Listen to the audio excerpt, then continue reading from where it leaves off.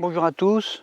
Aujourd'hui, je vais vous donner des conseils, 7 conseils pour vous expliquer comment faire pour porter un masque. D'abord, le conseil numéro 1. Les humains et les êtres vivants ont vécu depuis des millions d'années dans un bouillon de culture phénoménal. Un bouillon de culture de bactéries et de virus. Mais pourtant, on n'a jamais porté de masque pour autant. César ne portait pas de masque. Jésus non plus, ni même Napoléon, De Gaulle ou ma grand-mère. Donc en 2020, il est absolument grand temps de rattraper le temps perdu. Il faut porter le masque maintenant 24 heures sur 24. Ça peut être sous la douche, au lit, aux toilettes, au restaurant, en famille, à l'école, en montagne, à la mer, en parapente, en avion, en sous-marin, enfin n'importe où. D'accord ? Vous devez absolument porter un masque même en période caniculaire, même quand il fait très chaud. Vous devez bien écouter vos dirigeants. Pourquoi ? Parce qu'eux savent pourquoi il faut porter un masque. Nous, on ne sait pas. La canicule, on peut en parler aussi. Tout récemment encore, on faisait cuire les enfants oubliés dans les voitures. Eh bien aujourd'hui, grâce au masque, eh bien les enfants se cuisent désormais à l'étouffée, à petit feu. Il faut savoir que les enfants sont des porteurs de virus. Moi, quand je vois un gosse, maintenant, je me barre à toute vitesse. Parce que je n'ai pas envie de me faire contaminer. Parce qu'à cause d'eux, on risque tous de crever du Covid, alors qu'on aimerait bien vivre encore un petit peu, nous les vieux. Le temps de faire encore un petit peu de shopping, de profiter de la vie, de profiter des promos, et de faire chier les féministes qui nous font chier. Tiens, à propos, il y a une loi qui vient de passer. Désormais, on peut avorter jusqu'à 9 mois de grossesse, en espérant qu'on pourra un jour disposer de droits de vie et de mort sur nos ados, et sur aussi les vieux asthmatiques qui refusent de porter le masque. Donc, conseil numéro 2, ne laissez plus vos enfants respirer à l'air libre. Laissez-les cuire doucement à l'étouffer, lentement, par asphyxie, sous leur masque. Envoyez-les à l'école masqués. Et si vous voyez un gamin sans masque, vous prévenez immédiatement les flics, vous leur téléphonez, ou les services sociaux. Et là, on le placera en foyer, en hôpital psychiatrique, en milieu aseptisé, loin de ses parents qui souvent sont complotistes ou allergiques aux masques et aux vaccins. Conseil numéro 3. Le Covid nous infecte par nos orifices naturels, ça on le sait.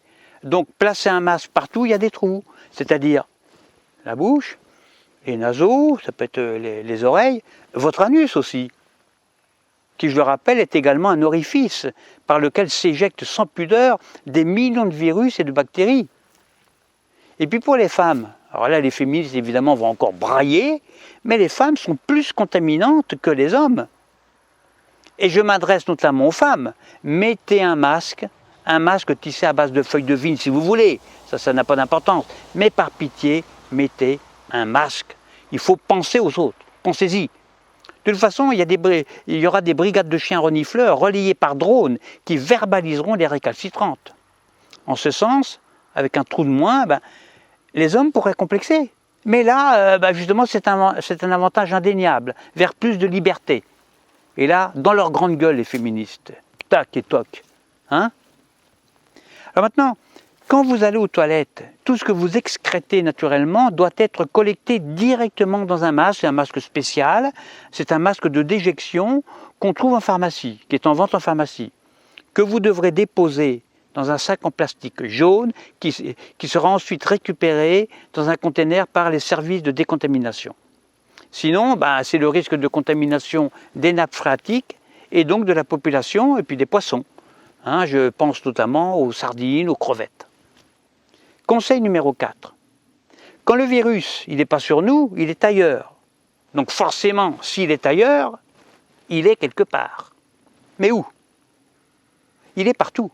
Sur les trottoirs, les murs, les maisons, les jardins publics, les fleurs, les arbres, les fougères, les fleurs, les comètes aussi. Les comètes ont une charge virale énorme. Les insectes. Alors là, les insectes sont des principaux vecteurs de la propagation du virus. Il faut donc décontaminer notre environnement et placer des masques sur les trottoirs, sur les murs des maisons, sur les chats, les chiens, sur les enfants, sur les vieux, etc. Les fleurs. Il faut masquer aussi les insectes, les comètes, enfin partout quoi. Il faut sulfater les nuages et le ciel pour éradiquer le virus. Pour les écoliers, les collégiens, les lycéens et les universitaires, surveillez bien vos trousses. Pourquoi? Parce qu'on a trouvé du Covid dans le fond des trousses, hein, sous les crayons ou sous une gomme. On a trouvé. Donc le mieux, c'est de masquer vos trousses, de mettre vos trousses dans un masque. La tour Eiffel aussi, hein, il faut la masquer. Et je me demande ce que fait la mère Hidalgo. Moi, je ne comprends pas. Nous, on ne veut pas mourir du Covid-19. Enfin, si, on veut bien mourir. Hein. On veut bien mourir du cancer, de la grippe, du tabac, de l'alcool, des accidents de la route, de suicide aussi, de n'importe quelle infection. On accepte même de mourir de vieillesse.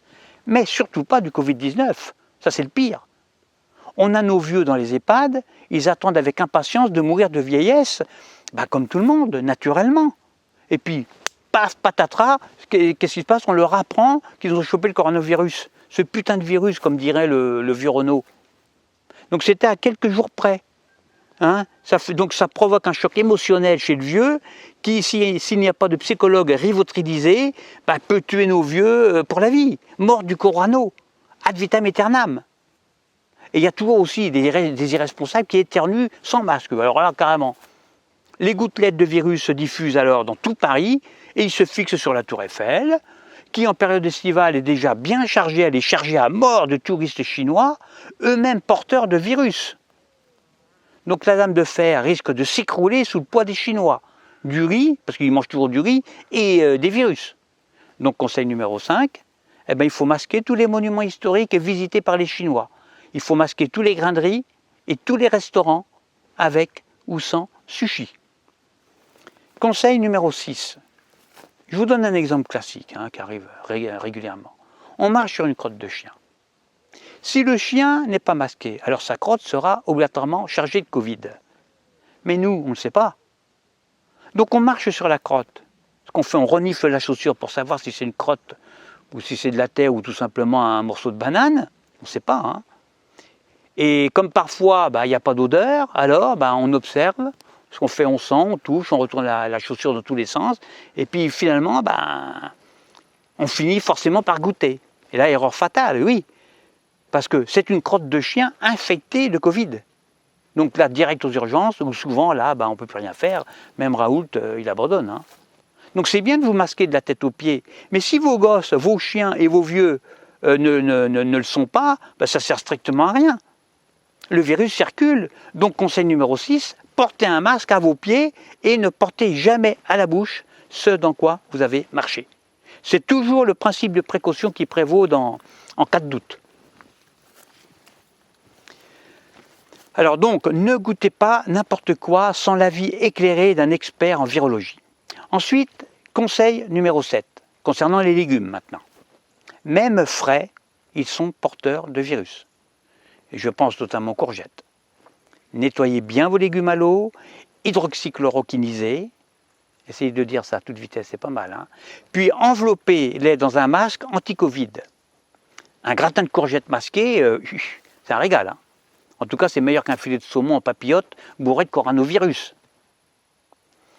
Le Covid-19, c'est ce qu'il y a de pire, de pire. Et je me pose d'ailleurs la question, comment faisaient nos anciens pour ne pas avoir peur du Covid? Quand même. Bêtement, ils n'avaient pas peur de mourir. Ils n'avaient pas peur du Covid. Ils ne se rendaient même pas compte de la dangerosité des virus. Ils ne portaient même pas de masque. Et c'est fou quand même quand on y pense, c'est dingue. Au XXIe siècle, on a quand même bien évolué. On vit mieux qu'avant parce que les gens ont bien compris l'intérêt de porter un masque. Ils ont compris. Tout le monde a peur du Covid-19 maintenant. C'est bien.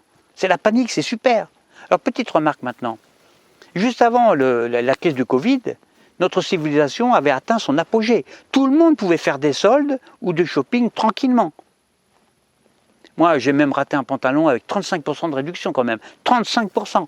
Et puis il y avait même aussi des boîtes d'ananas. 3 boîtes pour le prix d'une. Bon, j'aime pas les ananas, mais à ce prix-là, ça valait quand même le coup. J'en aurais pris. Et puis on pouvait jouer au foot aussi. On pouvait regarder la télé. On pouvait condamner les humoristes qui sortaient du rang. Ça, c'était bien avant cette crise. On ne condamnait pas systématiquement les pédophiles. C'est parce que ça dépendait de leur situation sociale. Ça, c'était bien aussi. C'était super. On avait aussi une liberté de parole très limitée.